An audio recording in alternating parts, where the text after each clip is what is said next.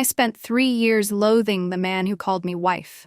He was a scholar with ink-stained hands, the silk shackle my brother used to replace the warrior I loved.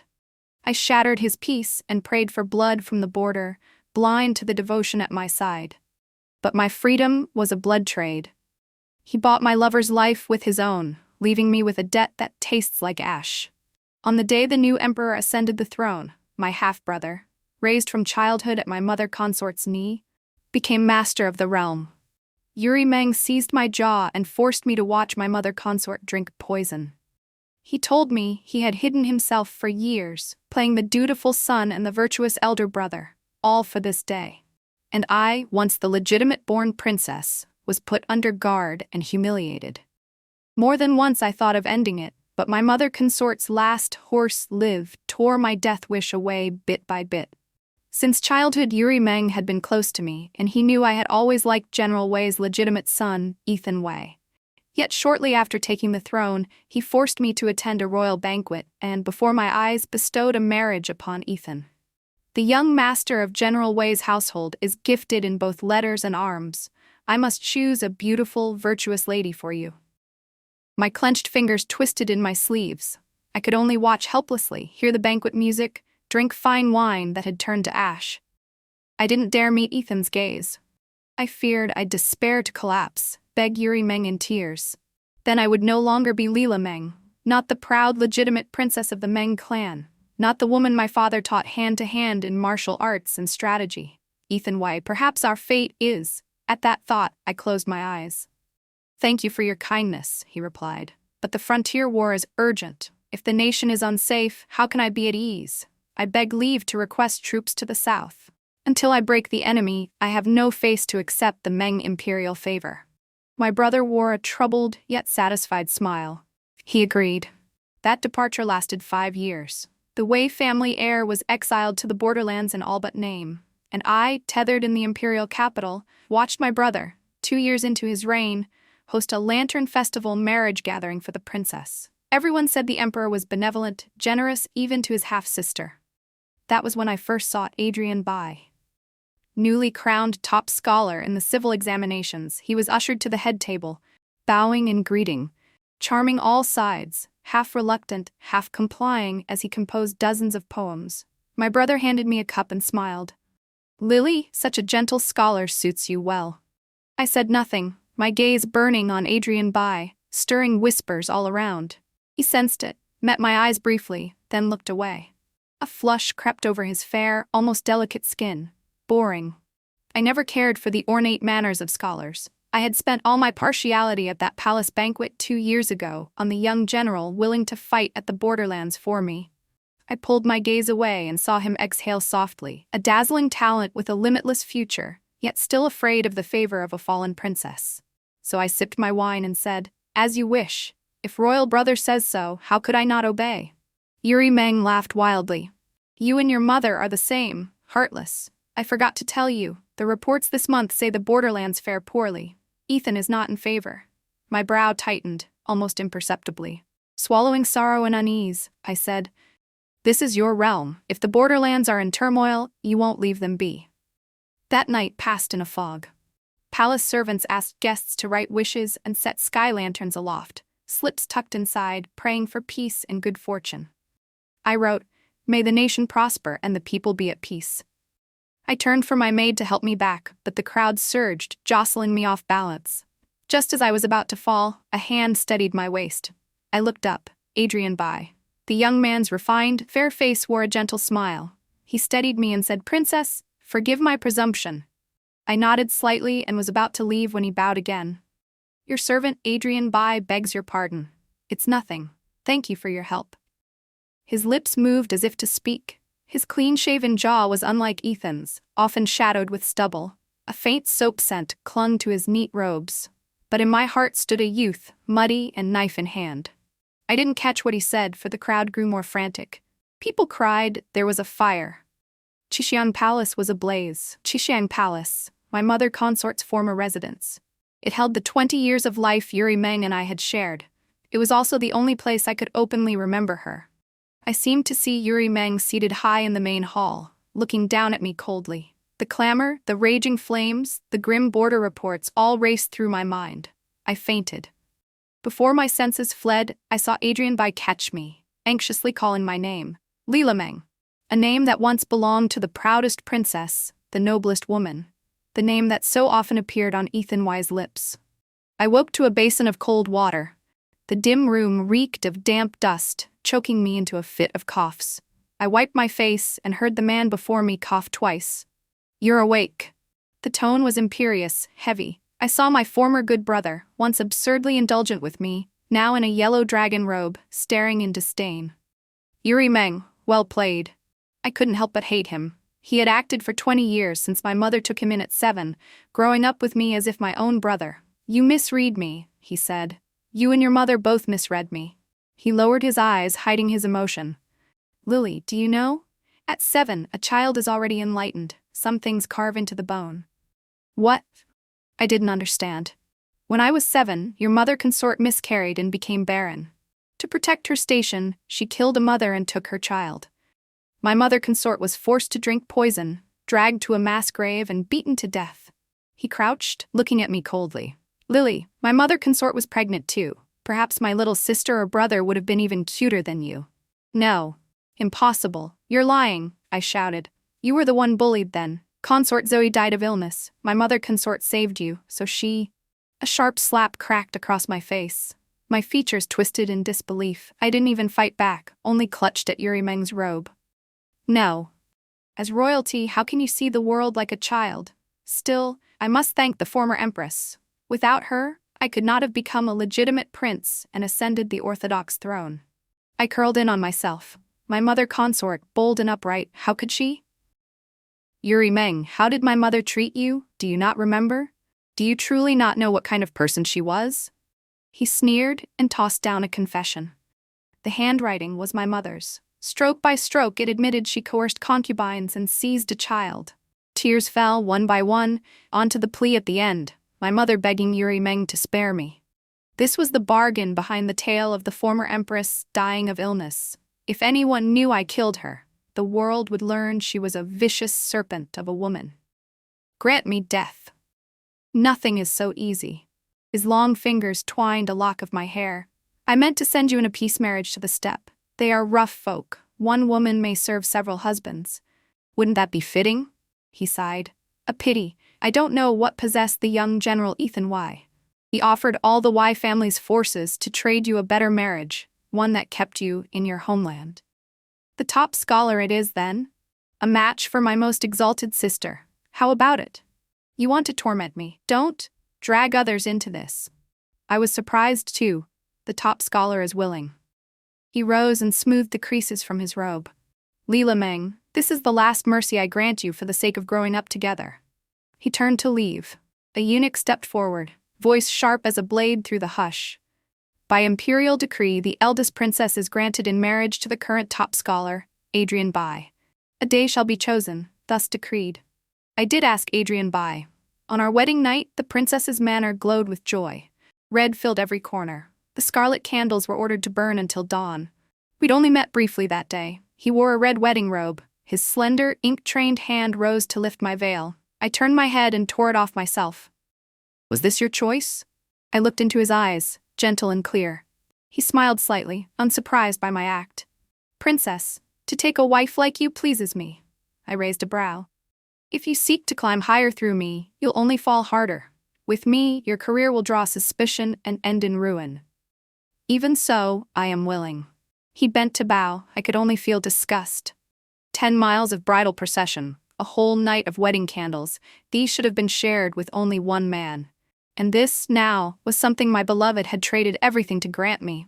A lifetime like widowhood, a lifetime as strangers. "Are you willing?" I murmured, and began 3 supremely dull years in the princess's manor. The only moments I felt alive were each month when battle reports arrived, reading news from the borderlands. I donated all my savings. People praised a princess who cared for the people. But I was selfish. I cared for one person. 3 years, letter after letter, and not a single "how is the princess" meant for me. Today again. After smashing the taro pastry plate, I gripped the railing and drank, cup after cup, pot after pot, dead drunk in my emptiness. Let me drink with the princess. Through the blur, I saw a familiar silhouette. This time I reached for his cup. He didn't let go. His strength surprised me. Ethan, I miss you so much. I know. I heard him say it. The warm, rich fragrance of wine mixed with a woman's sweet scent of rouge. I leaned close, looked into his eyes, now hazed. He lifted me and carried me inside. He smelled of sun, like the spring grass of our youth. He leaned closer, hand stroking my cheek, sliding to my waist. I wrapped my arms around his neck and offered a kiss, my first kiss, trembling with nerves. Princess, Hearing that, drunken tears spilled uncontrollably. You're not him. I pushed him away, gave a bitter smile, and downed another cup. He never calls me princess. Adrian Bai loosened his arms, motionless. Princess, a late dispatch arrived. General Wei has been captured. He tugged my sleeve carefully, afraid I'd do something rash. Princess, could you let him go? Give us a chance? My heart shuddered violently. My long, untrimmed nails scraped his hand. What did you say? Ethan, what's happened to him? He let me shake his arm. His face grew paler. Under the moon, his gaze mixed with the keening wind. He spoke, word by word. Your servant understands. The man I did not love never once called me by name in 3 years. He always addressed me as princess, yet accused me of the 7 grounds for divorce and petitioned to dissolve the marriage. I had no time for the sulks of a slighted groom. I spent all my connections and wealth to open channels at the borderlands, planning to rescue Ethan, while ceding public opinion to pressure my brother. I hadn't appeared on the streets of the imperial capital in a long time. Fingers pointed all around. The princess is truly pitiful. Even her husband wants to abandon her now. I say that son-in-law is no good. But it reminded me that each of these past 3 years, on my birthday, he never brought gold, silver, pins, or skirts. He founded orphanages and organized porridge relief under my name. He preserved my dignity as a princess during my wasted days. That night he asked if I could forget. I cannot forget. I loved another too fiercely to let go. So letting him go was release for both of us. I worked 3 straight days before I met Adrian Bai at night, packing his things. In the vast princess's manor, he owned only one wooden chest. Adrian Bai, I hope you'll be safe and well. May you find a woman you love. Dressed in his usual white, he bowed as before. Princess need not worry. I have memorialized the emperor, volunteering to go to the Abu tribe and persuade them to release General Wei. The bamboo slips in my hand scattered. I stared at him, speechless. Your recent efforts have surely helped, he said. But someone must go in person bearing the authority of the imperial capital. I believe I am the best choice. He placed the divorce letter gently on the desk. I only hope that when I return, my wish will be fulfilled and I'll make headway in my career. The moon was bright and the wind clear. Autumn geese crossed the sky. The breeze lifted his unbound hair. His features were soft, and the sorrow in his eyes drew one in. I understood then why people called him the foremost talent under heaven. Erudite yet unassuming, always modest, knowing precisely when to advance or retreat. I signed the divorce letter. Adrian Bai, as you wish. As you wish, he echoed me, almost without thinking. Rescue could not be delayed. The next day I stood with Yuri Meng atop the city gate to see Adrian Bai off. That Adrian Bai would care for you so deeply, I never expected it, the emperor said. Brother, the borderlands in crisis, a general captured. This is a matter of state. Lily, do you hate me? Do I have the right? I met his eyes. My brother had always spoiled me, let me have my way. At 9, I dared ride hard with Ethan Wei. When a horse bolted during an outing, it was my brother who leapt from his mount to shield me, and lay abed 3 months after. We studied together under a tutor. He slipped me his neat copybook and took the beating for failing to hand in work.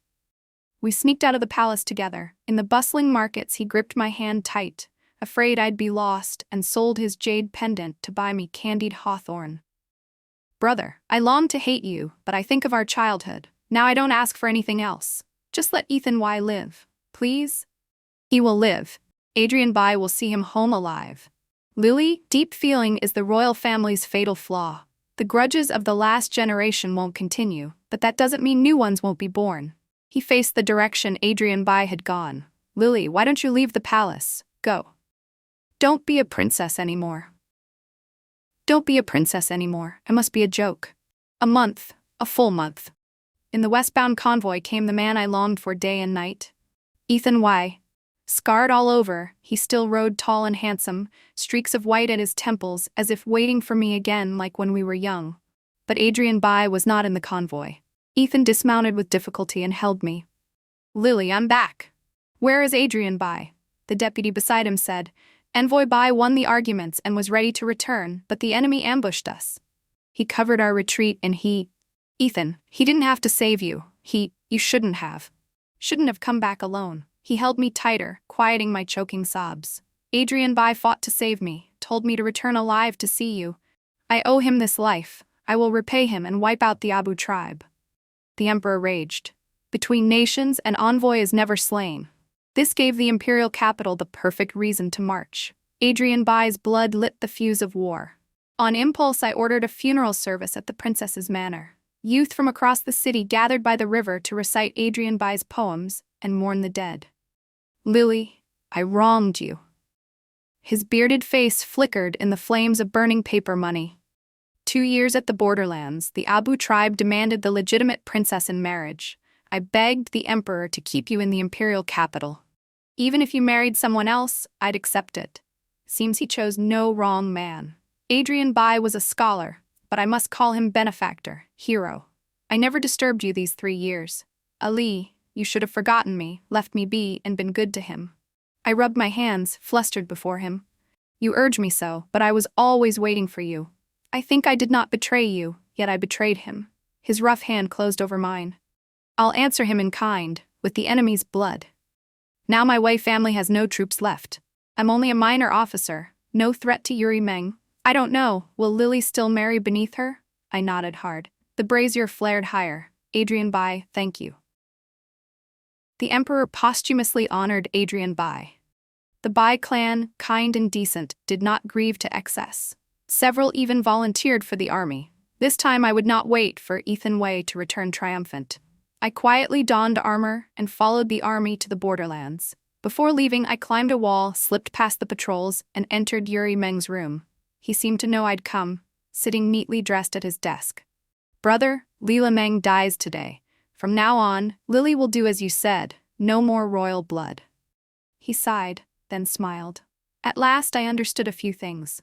Even a proud, legitimate daughter may do disgraceful things for her mother's great clan. I also understood why, as a child, Yuri Meng always ignored my mother, and even as a little boy glared at her and said, "I will kill you." Later, hatred seemed buried by time. Yuri Meng told me princesses are always sacrifices of the royal house. My mother begged him to treat me well. She said my marriage must not be controlled by politics as hers was. She knew I would relinquish much for the greater good. So she staged being forced to drink poison, to push me into despair, to make me give up on everything royal. I could never spare your mother consort, but I did promise her I would be a good emperor. You can hate me. I could never spare the one who slew my mother, but at least the bond of growing up together was real. I could not let a red-hot young general marry you. That would stir trouble. Ethan Y. was willing to temper himself at the borderlands, so you could live in peace. That day I asked Adrian Bai if he would take you. A stubborn princess he must respect and protect, even if he could not love her. He vowed to protect you with his life. He went to the Abu tribe prepared to die. Sometimes your brother envies you, Lily. You were raised with love. That is more than any princess could dream. I spurred my horse and caught up with Ethan Y. I kicked his calf, half laughing, half crying. If you ever again ask for anything for my own good, I'll kill you. I wouldn't dare. From now on, Lily decides. At sunset, the army marched on, just as we imagined in youth. If Lila Meng and Ethan Wei die on the battlefield, that's not so bad. To the graceful youth in white, the man I didn't love for many years, I offer thanks. Ethan and I fought one more battle, blades nicked and dulled, and won a great victory. He entrusted the deputy to report that General Wei and the princess who slipped away had both fallen on the field. We shed our armor for plain clothes and hid in a nameless village. Lily, I remember when we studied. The scrawniest boy was bullied, and you marched up and kicked him. Ethan held my waist and touched my rounded belly, beaming. I wonder if our child will inherit your temper. I flicked his forehead and listened to a new storyteller in the village. He told of a legitimate princess who, no less than any man, commanded troops with a divine touch, childhood sweetheart to General Wei. A pair of immortals, he said. Legend had it they did not die on the battlefield, but ascended and traveled to another realm. I burst out laughing. Ethan laughed too. We can't fathom distant futures. To live safe and ordinary has already drained half a life from me. Adrian buys afterward. I must have been mad to fall in love with a woman whose heart belonged elsewhere. At that lantern festival, my colleagues told me the princess was staring, told me to keep my distance. The princess was out of favor, a dead end for one's career.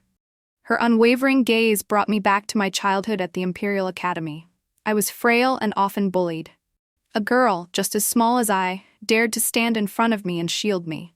When we set lanterns afloat, everyone secretly wrote a wish. I happened to see hers. May the nation prosper and the people be at peace. Affection took root. I thought the one I loved had a heart as vast as mine. Only later did I learn her heart was very small, containing only Ethan Y. The emperor asked if I would marry the princess. On our wedding night, she asked me if I agreed of my own will. How could I lie? The first rule for a man of letters: when you know, say you know. I was considered a well-known gentleman in the imperial capital, yet she never looked at me directly. Every few days, the taro pastries I made were delivered, and another plate was smashed. Her entire resolve pointed west, to the borderlands. I dared not try to turn her head and make her look at me. My love seemed humble, timid. As in youth, standing beside her was always that dazzling martial prodigy, Ethan Wei. Colleagues advised me to give her jewels for her birthday. I shook my head. I looked at the painted faces in the pleasure lanes, at those who offered themselves to flatter, and I shook my head. My Lily wears no rouge. Better to give her kindness. In her name, I founded orphanages and opened relief kitchens. I prayed for her, prayed she might be happy. The late report arrived. I didn't dare tell her such news. Selfishly, I thought, let her run herself ragged, perhaps she'll give up and finally look at me. I couldn't help but ask if there was the slightest chance she could forget him. Her shake of the head snuffed out the last spark. Then I would use my life to give her one final gift. She worked so hard she forgot her own birthday. The day I left, she stood atop the high city tower. Without rouge, her face was still stunning. I said to her in silence, "Happy birthday."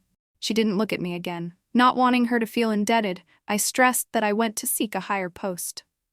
Before leaving, the emperor asked, "Do you think you'll come back alive?" "No." I smiled. "By the way, the princess's birthday gift is to return her freedom. If you have any old affection left, when General Wei returns he'll be already sidelined. Let him and the princess leave together." "Lila Meng, I wish you peace. You must be safe." What do the Abu tribe know of negotiation? I could only say I was her husband. Exchange me for the prisoner. Then I waited to be assassinated, so my death could justify war. Years had passed since I'd seen Ethan Wei. Captive in the enemy camp, he was still unbowed. He told me that since I married Lily, I should live quietly with her, and told me to get lost. Do both of them look down on scholars? I never dared call her Lily. I always said princess. But this time I took out the divorce letter and told him, "Lily and Adrian have divorced. General Wei, please live and go back." "Lily, the one you cannot forget. I protected him for you.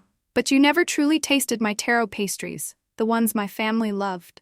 You never recited my poems like the girls of the imperial capital, nor were they as cloying as you feared. That year, you married me, a man you did not love. For me, that year I married the woman I loved, and happily spent 3 years at her side. I will be recorded in the histories as a model envoy. I will bring glory to my clan, as the emperor promised. Yet the place I hoped most to enter, I never set foot there. Your heart loves long and deep. I hate that constancy and I envy it, so be it. Lily, this life of mine ends here.